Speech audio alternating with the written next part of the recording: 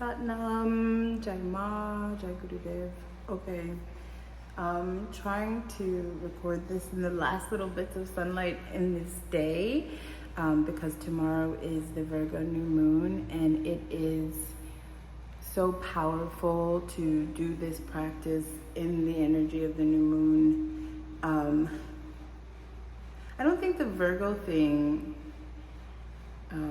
amplifies anything, but the new moon thing definitely does. Maybe because Virgo's mercurial and has to do with like siblings and links of blood relation. Okay, so during the new moon and the energy of the full moon, just like the moon controls the water on earth in our realm, it has that same effect in higher realms, lower realms, where the element of water exists. The moon, Chandradev, is kind of the guiding force of how it behaves. So on the new moons and the full moons, the river Kali that separates, there's a river that separates the living beings from the ones that have passed on. And a lot of times you see like people doing sadhana by a river or having a very profound spiritual experience by a river, or like Guru Nanak going into the river and coming back and just like channeling Japji. Like rivers are veins of Devi, just currents of Devi, and they're portals, and they are doorways to other places.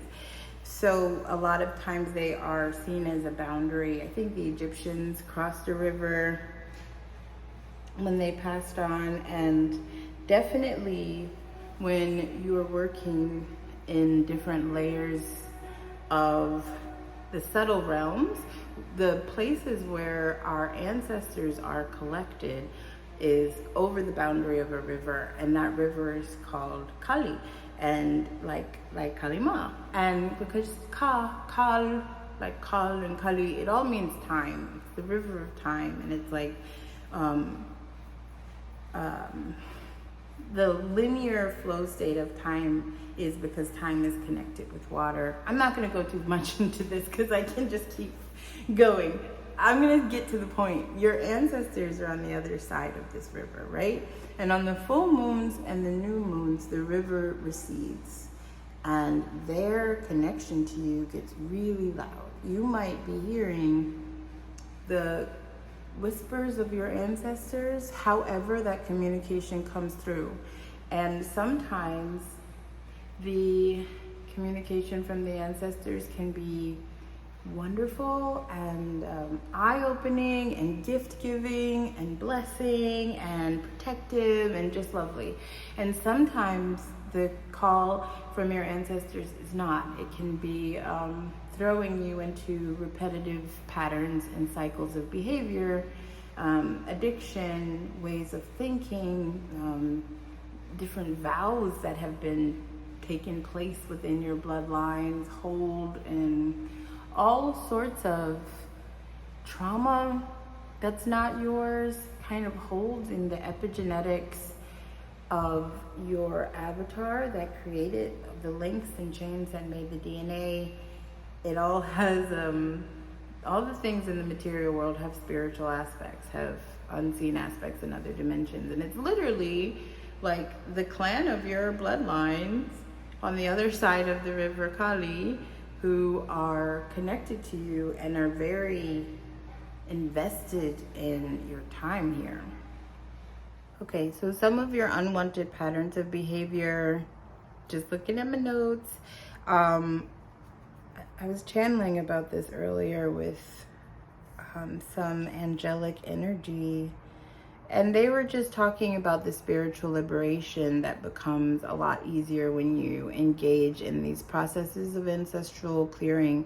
Ancestral karma is one of the main karmas that you have to clear to kind of achieve moksha, because their pull on you creates these inheritances of patterns of behavior, of We already talked about the traumas that, you know, potato famines and slavery and like things that just have nothing to do with you can leave you to have this constant feeling of lack or not enough or distress or hoarding.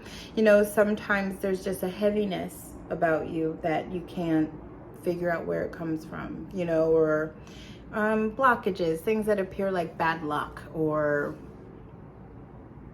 however it may be. It can let you break free of these influences, and then you can move forward clearly through your power and your purpose. Said the spiritual liberation, it can allow a lot of healing to your entire family line. A lot of star seeds are here to clear ancestral lines. Like, that's why they picked the weird families that they picked, that they don't get along with, that they don't like, that don't like them. You know, that you picked these families that have patterns of alcoholism, patterns of sexual abuse, patterns of violence, patterns of anything that was really heavy and was going to keep cycling. It was your energy and your aura alone incarnating into that field that stopped it, right? And so the generations coming after you are liberated from that kind of behavior, but there's still the ones that need the clearing, that were engaged in that behavior in the past, and you are here to heal them too. And so many of my clients right now are being called to clear and heal their mothers directly. And it's a lot of people who have problems with their mother. This keeps coming up. People have problems with their mother, and you know, they're spiritually advanced beings, amazing healers, right? But when I say, would you heal your mom? They're like, no, I hate her. You know, like I am not talking about one person in general, so don't even get mad at me. I can feel you already. It's been like at least 4 different clients that I'm like, here it is again. So this is something that's really coming up in our field, where you are an amazing healer, and it's going to everybody else, but like the people that you came here to heal as like part of your soul contract, as part of your mission. Like, I came here to heal this bloodline. So this is one of the ways to do it, to kind of clear that energy out of the entire lineage. And then you have a very powerful foundation. You're starting from zero. You're starting from, the opportunities can't come if they're bumping up against all these heavy, dense things that are just like there in your field, you know? So a lot of times these like just feelings of general like nothing I try works, that can come from ancestral karma. You're like, I'm a good person. Why do I have such bad luck? Sometimes that's ancestral karma. Okay. So there is, if you know Mahavatar Babaji, he is a very, very famous Himalayan yogi. He's over 2,000 years old. He is an ascended master. He shows up in a lot of the imagery with like the Christ and the Buddhas. Whenever people are like incorporating all of the ascended masters, Mahavatar Babaji is usually there, and he's usually the one that's like cross-eyed looking up, like wearing a loincloth in easy pose, in lotus pose, like in full lotus, like looking at his third eye. And he has long hair, and he's very beautiful. He is this eternal, immortal being, and he's actually one of the ruling forces of this planet and 18 other planets, and just completely connected with the blue ray beings. I would say he is a blue ray being, but he's kind of even beyond this, maybe. So yeah, I could say Mahavatar Babaji is a blue ray being wholeheartedly. So he has just incredible legends on this planet, and of course he's not like on Instagram or anything, so you can't find him, but he has students, and he has people that see him often, and they talk about it a lot. And he comes to people in visions, and he comes to people in dream spaces, but there are people that actually see him, and he is their guru. And a lot of these students of him, they have been just coming forward lately in our field, and like, I think because of where we are as a consciousness, we're allowed to have access to these kind of practices again.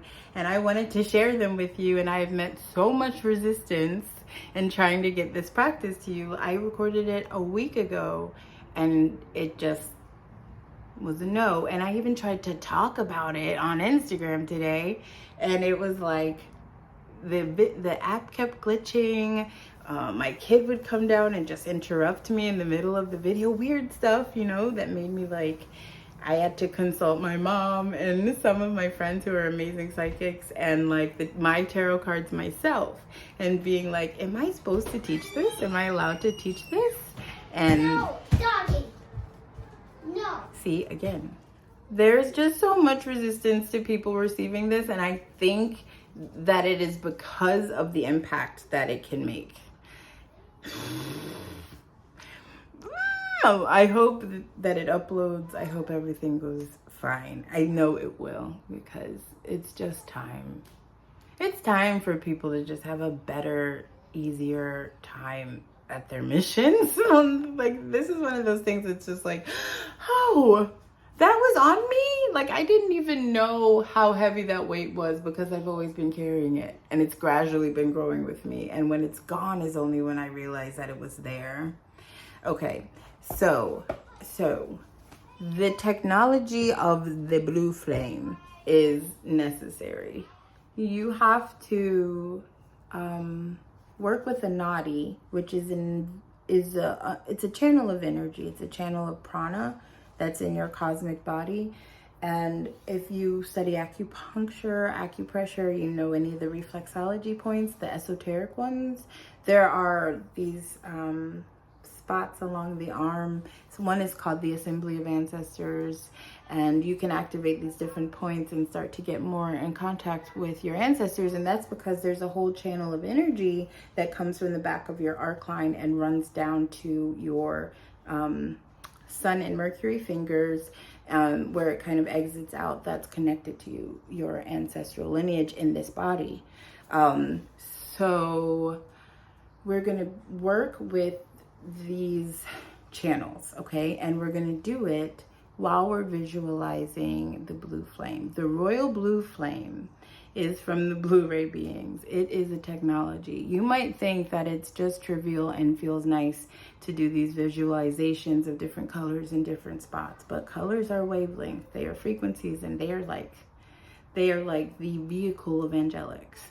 So when you're working with the blue energy, as you've seen in my previous videos, we talk about how blue moves on a diagonal. Blue is a cutting energy. Blue is a releasing energy. And so when you work with that, with the element of fire, which is purgative, clearing, cleansing, releasing, liberating. So what you're going to do is you're going to visualize a blue flame.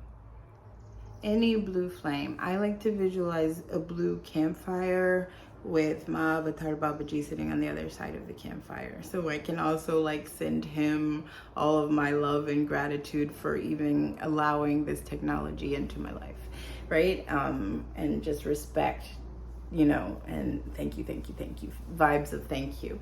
And I think when his presence is invoked in the visualization, it enhances the power of the flame, because he is the ascended master that governs that whole technology.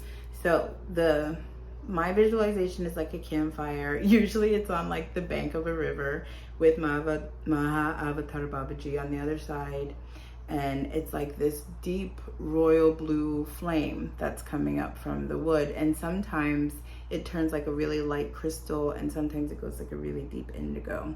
And that will be up to you, however you visualize it. If you are not a very visual person, I'm going to try to get a visual going on the video, so you can just like look at the flame and then send the energy to the flame that's on the screen. Or you can, don't send it to me, send it to the flame. I'm just joking.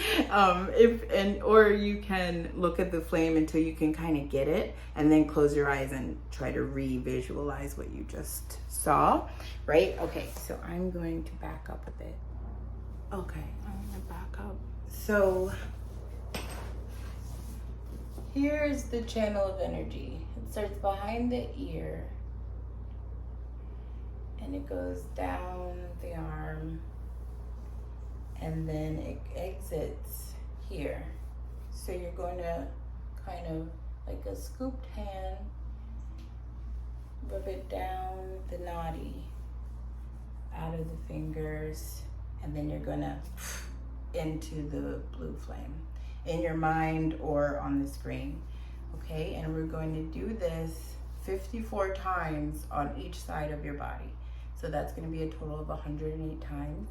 And doing this in the energy of the full moon, like I can't even tell you how incredibly epic and transformative and amazing it is. This moon necklace is everything too.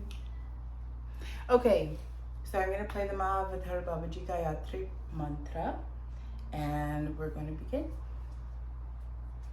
So kind of, let's start by just breathing.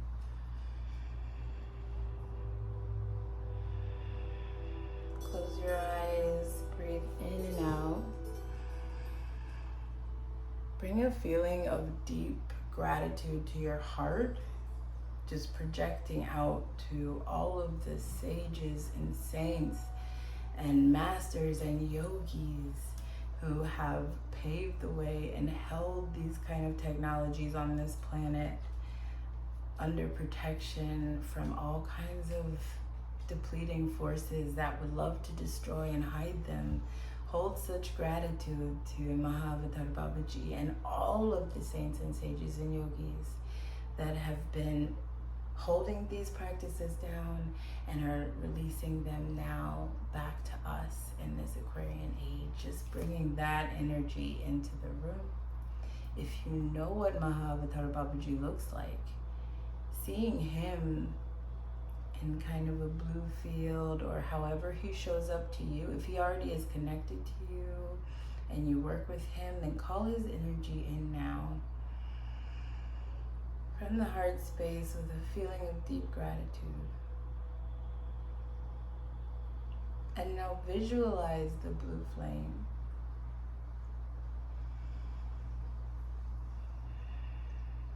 See the big roaring blue flame or the small singular blue flame all around you. Right in front of you. I said all around you because it feels like I'm sitting in the center of it. It feels like my aura is in the blue flame. But no, see it in front of you. Okay, and we're going to begin with the left side. Just scoop behind the ear and send it into the fire. Okay, let's keep going.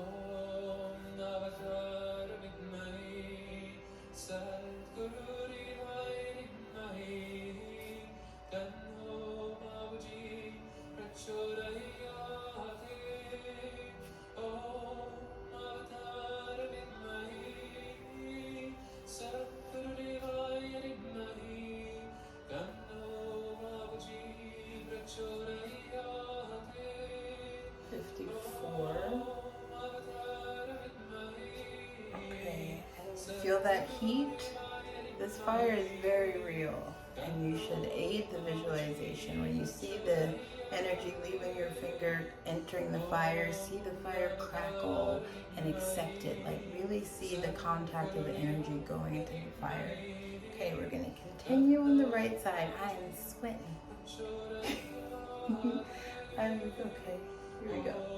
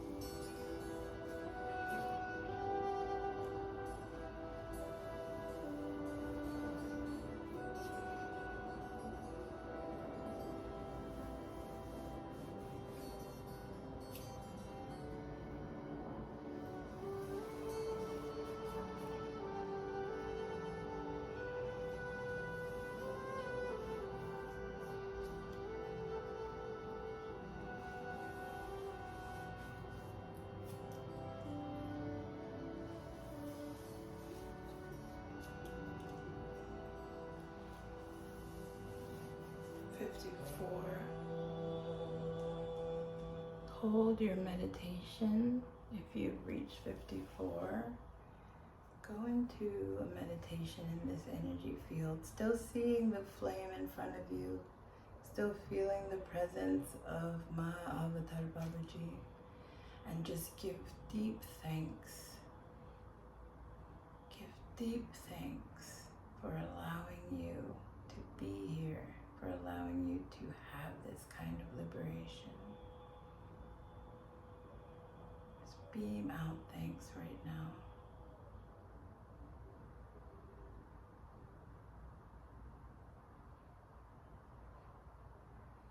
And ask the energy of the blue ray, the energy of Mahavatar Babaji to ascend your ancestors and to ascend your experience, for all timelines to elevate and to be blessed, for this release of bondage, this release of heavy, burdensome connection. Let you and your ancestors float upwards into bliss. Just hold this gratitude, hold this prayer, and inhale really deep. Hold the breath in and exhale. And come back. Come on back. Like, you can do this practice as often as you want. I have done it 3 times, and like I said, this was taught by Guru Pashupati, who is a student of Mahavatar Babaji in his living form. And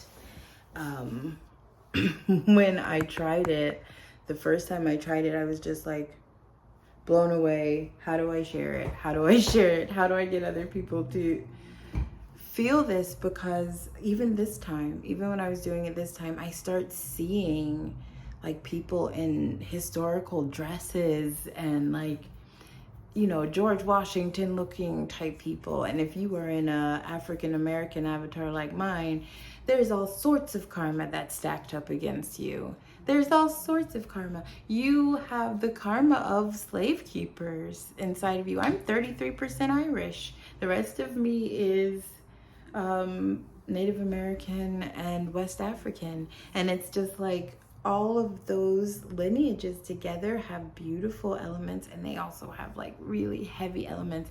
So a lot of times I keep seeing these like slave owning looking people like when I'm doing this practice, and I'm like, oh my God, I'm releasing this. I'm releasing this hold on me. Thank gosh.